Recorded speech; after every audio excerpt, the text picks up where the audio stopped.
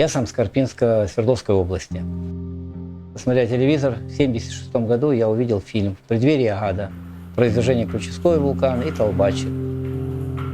Я сказал: пап, я хочу это все своими глазами увидеть. Подняться на семитысячник, там, на пик коммунизма, пик Ленина, вот это все. Ну, что пацану, когда ему 14 лет, и это все казалось недосягаемо в то время. И тут этот вулкан.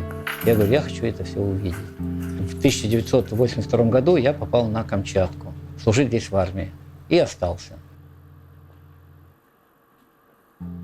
На вулканах моя обязанность, я как бы инженер, простой помощник. У нас более 40 сейсмостанций, передатчиков стоят под вулканами, они постоянно ломаются.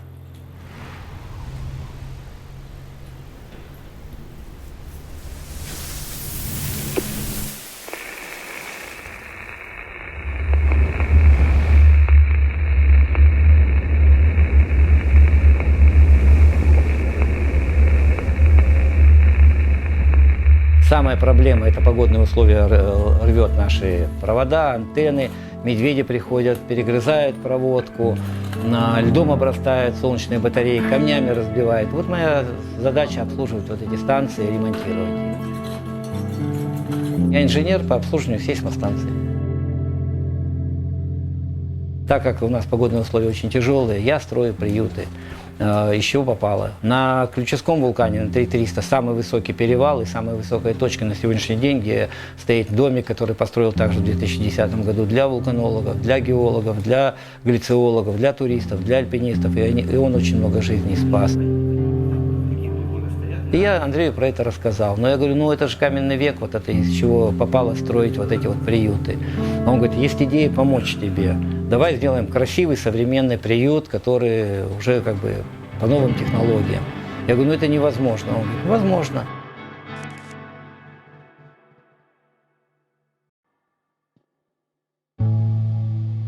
И получилось так, что через полгода буквально он мне звонит, говорит, да, деньги насобирали, домик куплен, жди, он к тебе придет. И домик на самом деле пришел. Сейчас приехали друзья из Москвы, которые этот проект и двинули. Мы садимся на джипы, на автобус, выезжаем в Козырецк. Вчера мы загрузили в грузовик модуль, и он вместе с нами отправляется одновременно до поселка Козырецк, это 550 километров от Петропавловска. Приезжаем туда, выгружаем в аэропорту это все, потом загружаем в вертолет, и с Козырецка полчаса лета прилетаем под Ключевской вулкан на высоту 2700 метров.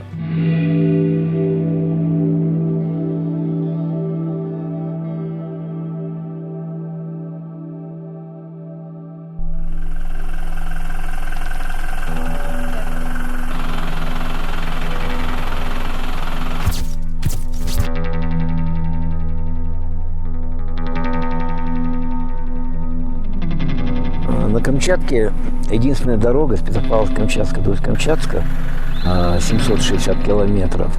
Это вот, которая разделяет Камчатку север на юг. И то из этих 700 километров 300 километров всего асфальта. Вот мы раньше ездили с запасом, вот, например, с Петропавловска до Козыревска, это обязательно 2 колеса в хлам. Сейчас уже стало меньше, потому что 300 километров до Милькова это облегчило маршрут.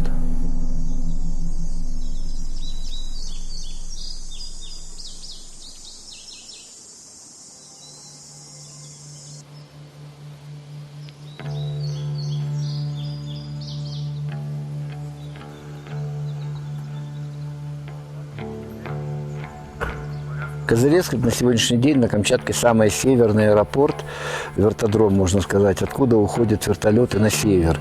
Раньше, до 90-го года, были еще Ключи, использовались с такой же точкой. Было 2 аэродрома, и Ключи, и Козырецк. Но в связи все-таки с военными, то, что там стоят самолеты, Ключи закрыли. И остался единственный аэропорт, это Козырецк.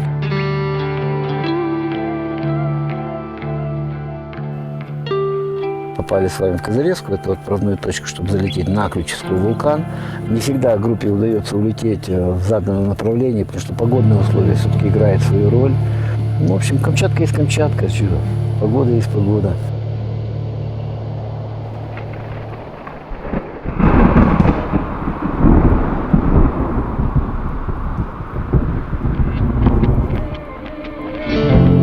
собралась моя команда, с которой я не один раз путешествовал по Камчатке.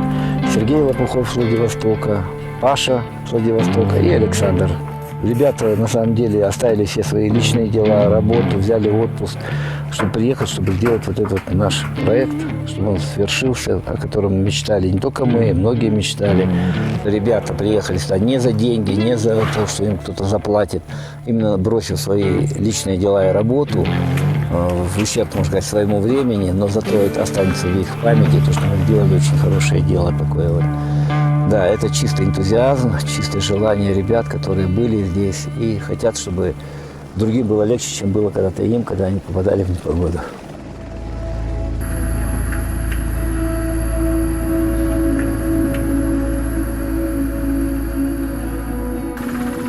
Камчатка плывет под крылом, остается. Я знаю, что вспомнить не раз мне придется. И теплая осень, и лето в слезах, вулканы в далеких озерных глазах. Спасибо, Камчатка, спасибо тебе. Ты добрая веха в нелегкой судьбе. И вот все сбылось, и не спится ночами, и мысли, и крылья растут за плечами. А в снах самолеты идут на посадку, и вдруг все ясно, хочу на Камчатку.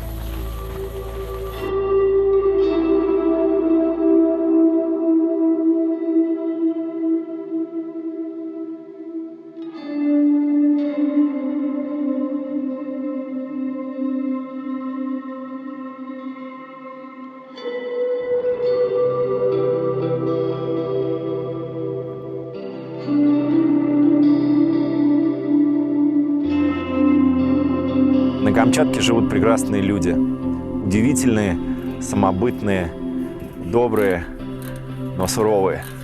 И вот эту суровость, вот эту самобытность мы хотели отразить в фильме про дядю Сашу.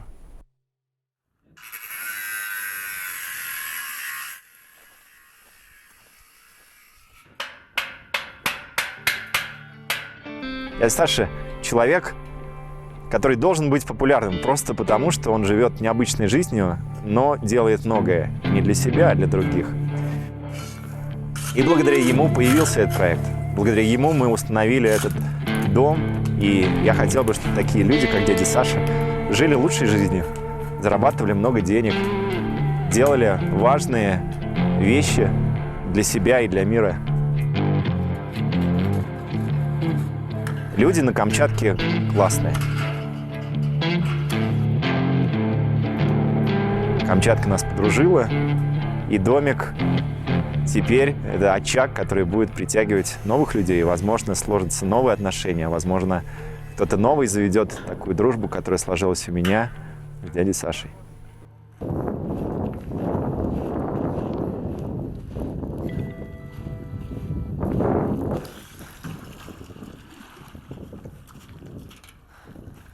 Вдруг кустик вырастет.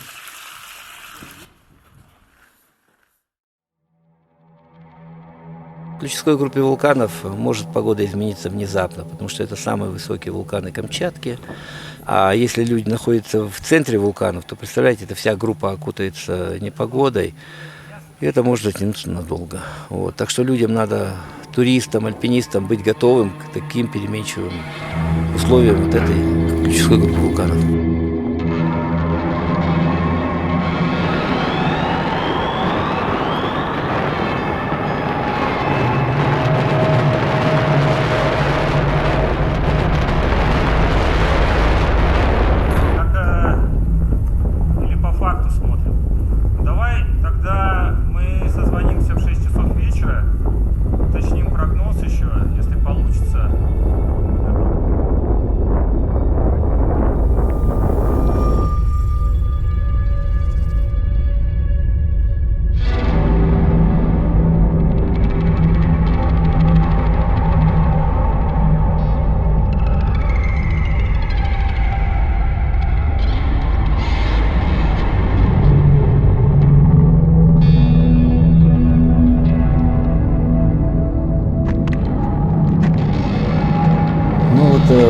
моменты, которые запоминаются в горах, вот, когда было тяжело. Это был 93-й год, и во время спуска у нас начались одна проблема за другой. Сначала Игорь Хмеляр пропал на вершине, пошел на восхождение с Катей Ивановой, сошла лавина. И завалила второй наш лагерь штурмовой, в котором погиб Сергей Ядрышников. Пурга, следы замело, тропу, по которой мы спускались, ползешь ползком, как Моресьев. Вот. Где-то идешь, упал, вот такая поземка, лицо заметает, ты лежишь на спине, глаза закрыл. Тебя пургой занесло, так раз глаза открыл, белая пелена такая. И вот что меня тогда спустило, честно сказать, это вот у меня такое было представление, что дома дети ждут. Приеду, пойду на рынок, куплю чашку клубники здоровой такой. И буду смотреть, как они едят. До сих пор трогает.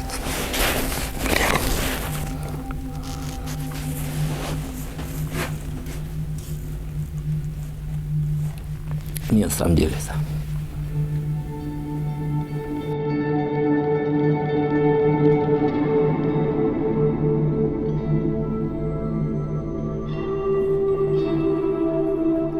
Добро, оно заразительно. Оно передается по цепочке. Было не похоже, что у нас что-то получится, но я верил. Эта вера передалась от меня к моей команде, потом к тем, кто нас поддержал, к местным ребятам. И в итоге этот дом установился. И я верю, что добро может делать большие дела. То, что этот домик появился здесь, это результат сложения нашей веры, нашей воли и наших сердец.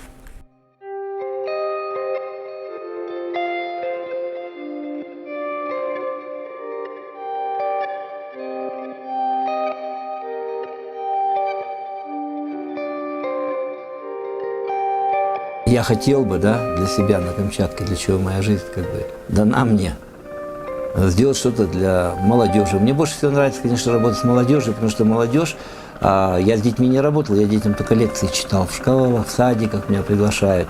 И в конце, вот я это как бы сам придумал, не обязательно хорошо учиться, главное быть хорошим человеком в жизни. Вот я всем так детям говорил.